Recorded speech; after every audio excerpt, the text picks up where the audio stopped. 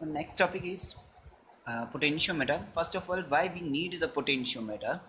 That is the basic question, and we are going to answer that question. As we know that epsilon is the EMF of the battery and small r is the internal resistance of the battery, and V is the potential difference between these 2 points, and the current flowing through the battery is I.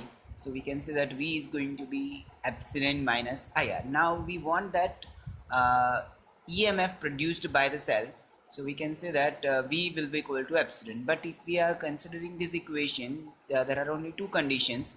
One is I should be equal to 0 or R should be equal to 0, but small r, that is internal resistance of the battery, and it cannot be 0, and that's why we have to switch over to the condition that I is equals to 0, and that is called open circuit condition.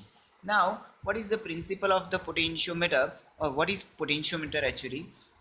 We are, as seen in the figure, we are going to consider one cell with EMF epsilon and internal resistance of small r. The external resistance has been connected with it, and a wire of length A to B has been connected with it. So we can say that AB is nothing but length of a wire, and that is going to be L.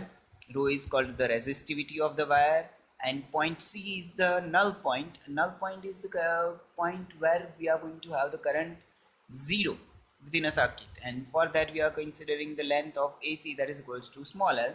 Now from the conditions we know that V is equals to V, that is epsilon minus IR, that is going to be IR plus IL rho, because L rho is nothing but the resistance of the wire AB, and small l into rho is nothing but the resistance of the wire AC.